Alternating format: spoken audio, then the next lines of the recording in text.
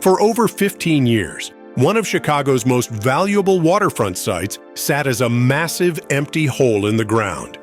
It was supposed to be America's first megatall skyscraper, a twisting 150-story marvel soaring higher than anything else in the Western Hemisphere. Instead, it became one of the city's most expensive and visible embarrassments. Now, after years of lawsuits, ownership changes, and abandoned dreams, the infamous pit is finally gone, and in its place, a brand new tower is rising. But is it a worthy replacement or a sad compromise? Back in the mid-2000s, Chicago was in the middle of a skyscraper boom.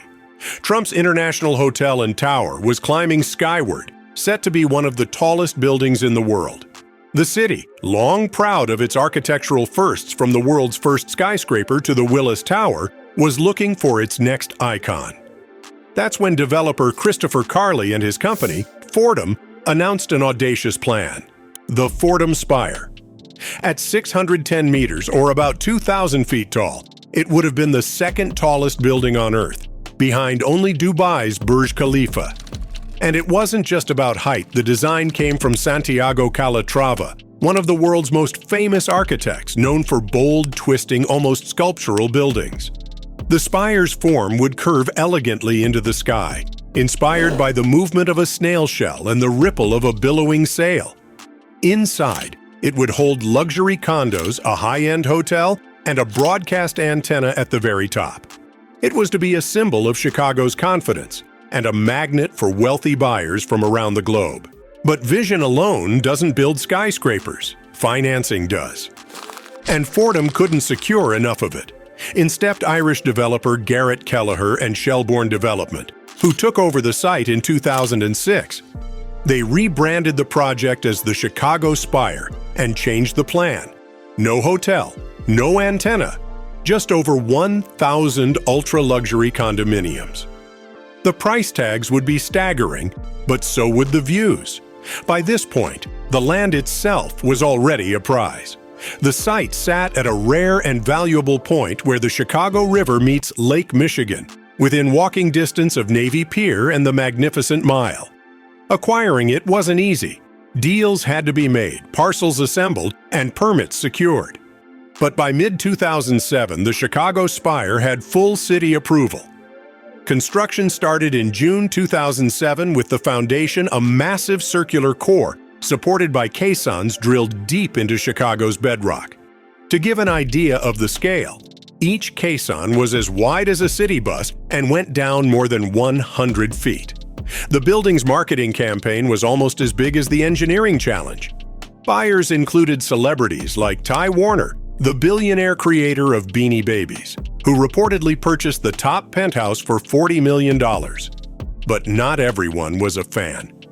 Donald Trump, then completing his own tower across the river, publicly mocked the project, saying no bank should fund it.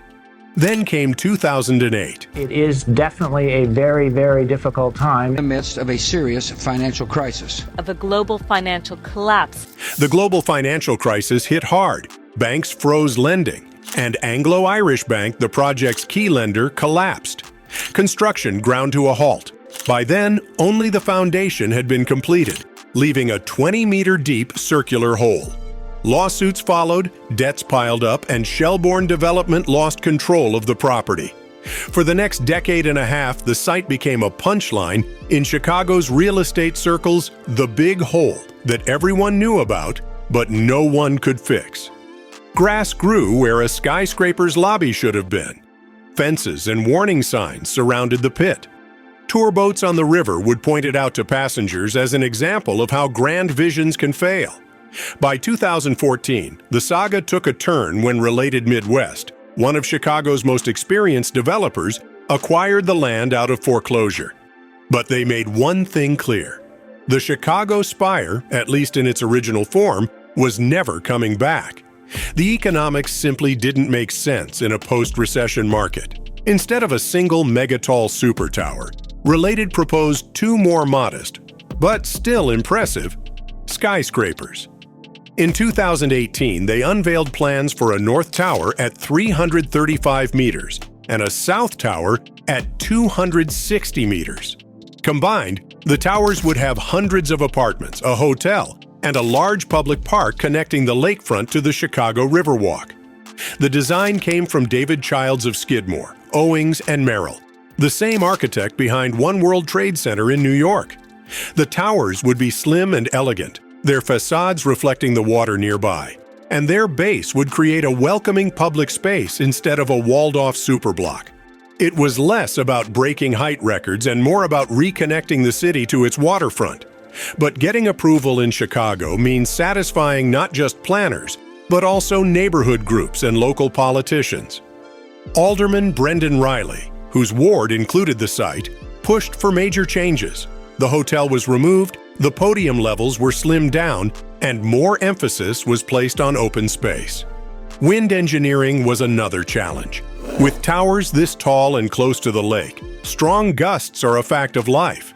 Engineers tested hundreds of variations of the facade and floor plates to reduce wind pressure and keep balconies comfortable. Apartment sizes were also adjusted to reflect market trends. Fewer sprawling penthouses, more mix of unit sizes to appeal to a broader range of renters and buyers. By 2020, the revised design was approved. Then COVID-19 hit, freezing large-scale projects worldwide and delaying construction for years. It wasn't until 2024 that real work finally resumed. Related Midwest started on the North Tower first, now a 266-meter, 873-foot rental building with 635 apartments, 20% of them reserved as affordable units. This was a significant change from the Spire's ultra-luxury focus, signaling a broader appeal. The construction team decided to reuse the original Spire's foundation cofferdam and caissons, saving millions of dollars and months of work.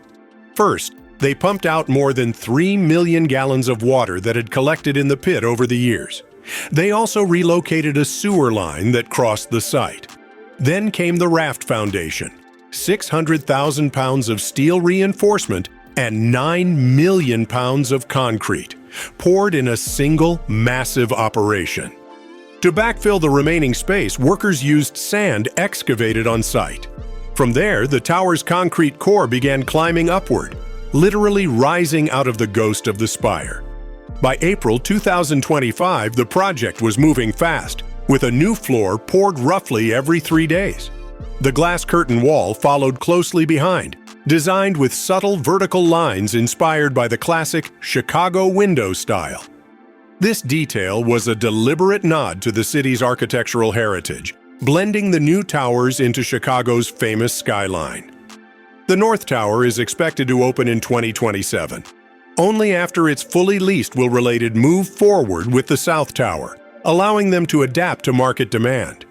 That tower at 233 meters will bring even more apartments and possibly retail or cultural space at the base.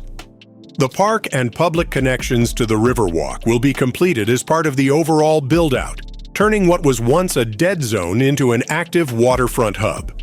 Not everyone is thrilled. Some Chicagoans lament the loss of the Spire's record-breaking ambition, calling the new towers safe and corporate in comparison.